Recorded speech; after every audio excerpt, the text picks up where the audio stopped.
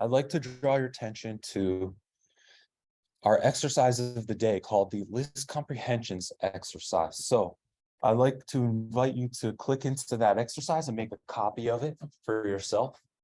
So you could make some changes in there and save your changes. I'll do the same. I'll call ours the in-class version.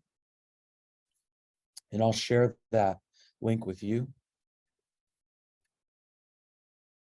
And just as a check, this new version of the exercise should have 7 questions in it. I just added some before class. So let's see, file, make a copy and drive. Open up sharing, share it with you. So this is our in-class list comprehensions exercise, where we'll practice mapping and filtering operations. So let's focus on part 1 challenges first, where we are asked to do these operations using a simple list of numbers. This will help us practice. After we feel good about this, we can then move on to part 2, which has us use a more complex list, a list of dictionaries. And it's this teams variable we were working with the other day. We'll return to work with it a little more. But first, let's focus on part 1. There are some challenges in part 1. And they all use this variable called my numbers. The first question asks us to map them, transform them into by multiplying each by 100. And so we'll wind up with this list of transformed numbers. The second question asks us to filter them. So we get only the numbers greater than 3. The third asks us to filter them. So we get only the numbers greater than 8. And it just so happens that there aren't any, and that's okay. Finally, we'll combine mapping and filtering to essentially combine numbers 1 and 2. So we have a transformed version of only the items that match some logical condition. So what I think I'd like to do is just take 10 minutes and ask you to work on this for about 10 minutes, see how far you can get, and then we'll share some solutions. Then we'll do part 2 together. Let's return back to discussing this exercise. So if you were able to finish number 1, could you raise your hand? Like challenge 1? Okay. How about number 2 as well? All right. Number 3 as well? Cool, cool. Lots of you getting through this. Number 4 as well? All right. Anybody get on to part 2 with number 5? Okay, okay, cool. Less of you, but what we can do is start with part 1 here. So I'd love a volunteer to help us do number 1. First, we'll do all of these and then we'll move on. So we have my numbers. We have to run this cell that has this variable in it so we can reference it later. After we run this setup cell with this variable called my numbers, now let's do what we need to do. So I love a solution for number 1. Could someone walk us through number 1?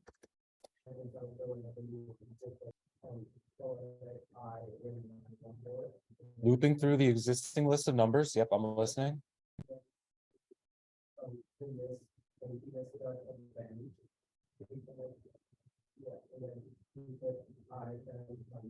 Nice. What did you call this list that we're using to capture these? Result? Okay, cool.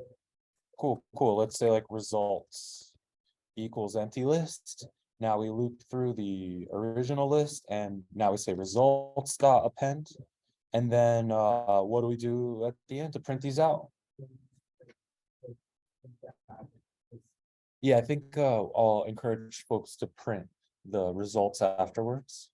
So nice. That gets us where we need to go. Awesome.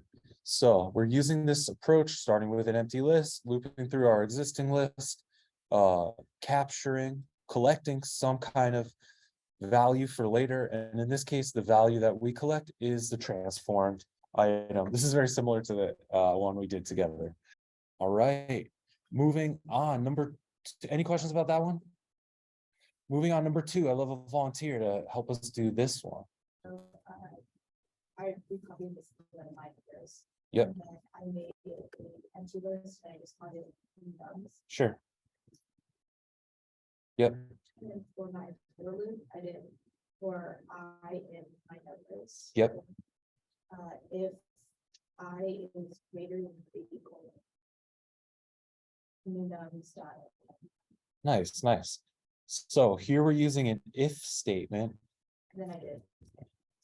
Yep, to only conditionally collect some kind of number, only if it matches our logical condition. Nice. Thanks. All right, crushing it. Let's keep moving real quick. Number 3.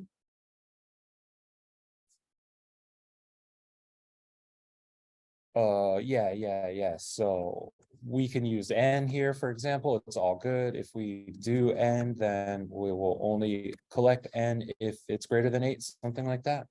Yep, that works. And we see none. Great. Cool. I know maybe this exercise is a little easy. You let me know afterwards if it was too easy, but we're just getting some practice here. All right, cool. I just shared that in Slack. We're just still doing filtering. It's just that there's no values that match our logical condition. Okay, cool. Now, number 4, I love a volunteer.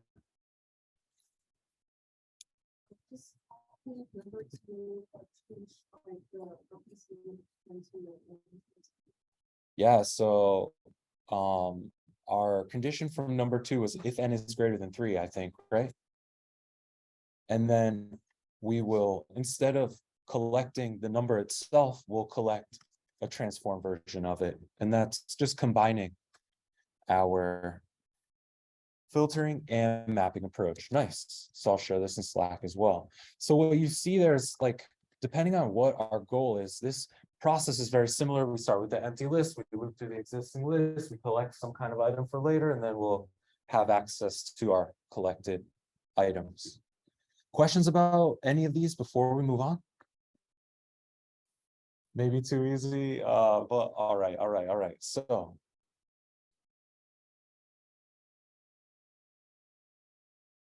now let's work together on part 2. In part 2, we have this variable called teams. It's the list of dictionaries. There are 4 items in this list. Each item is a dictionary. Each item in the list, each dictionary has keys of city and name. So our first goal here with number 5 is to print the name of the team from New Haven. Volunteer, thoughts about how we could do this?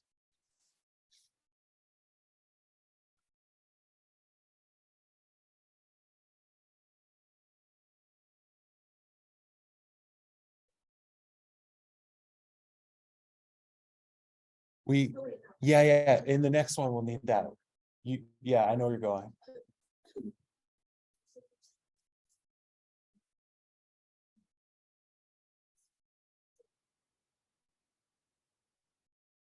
Nice. Nice, that's perfect. Let's deconstruct this a little bit. All right, so if we only want to print the name of the team from New Haven, we could do a filtering operation. Loop through our existing list. Only if some condition is true. Here we're referencing the team dictionary that Anna called T. So you can call it team singular or T, it's all good. When we use T here, we're referring to each item in our list, each dictionary. So T is a dictionary, and we saw that T, each team dictionary has keys of city or name. So we could use the city in our logical condition. Only if a team's city is equal to New Haven, should we do the following. We can print the entire T dictionary. But if we just want to print the name, we know that this dictionary has a key of names, so we could print that out. And that's what we did. And that's perfect. Here's the first iteration on this. Nice. Now, if we wanted to store these names in a list for later, how could we modify this very simply? Sure, we're printing this value. What if we want to retain reference to it for later? We might need to collect it as well. So I'll open this one up to anyone. How can we also collect the name of this team in case there were many of them? Closing the loop on our mapping operation here. Actually, this is mapping and filtering, but we want to collect these for later.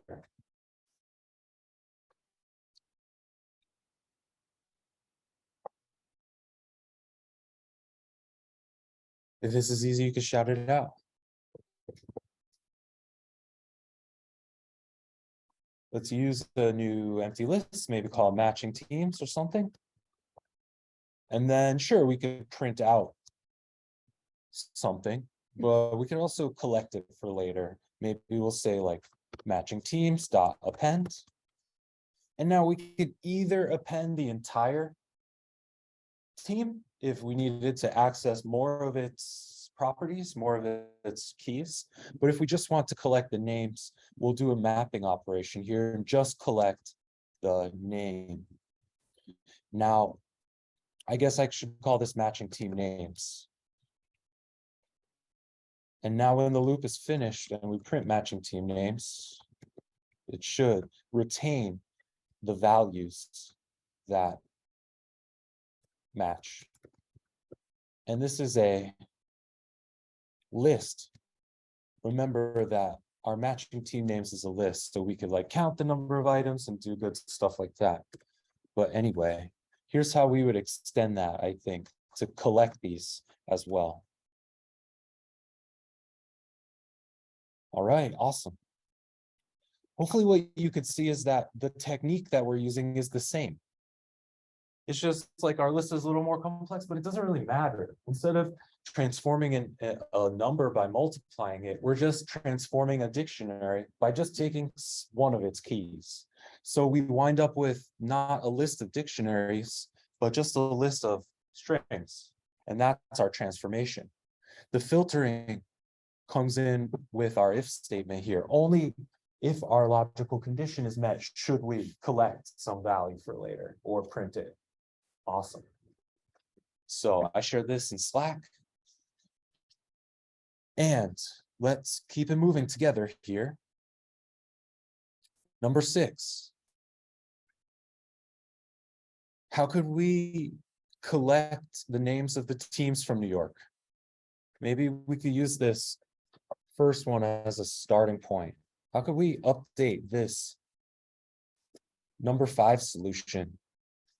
Instead of only the city, only the teams from New Haven, what if we wanted to collect only the teams from New York?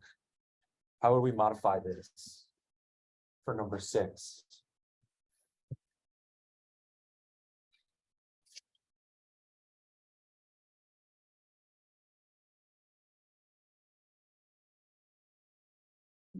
Yeah, I think that's it, right? Yeah.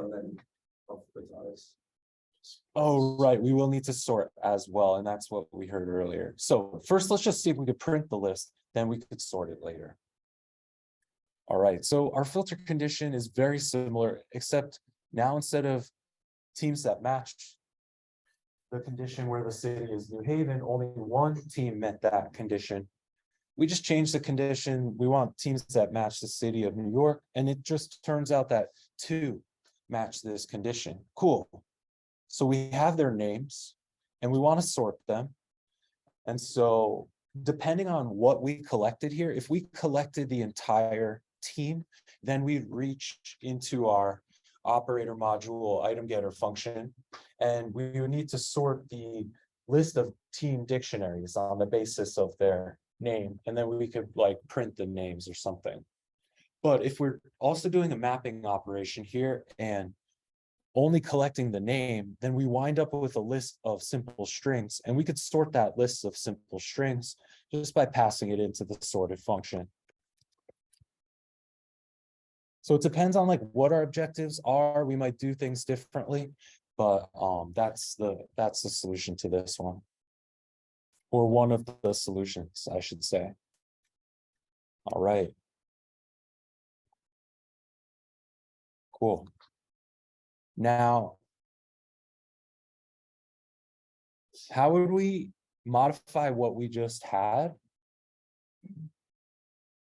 But now we want to collect the teams where they have the word new in their city. So New York and New Haven should match. Thoughts? How can we change this logical condition?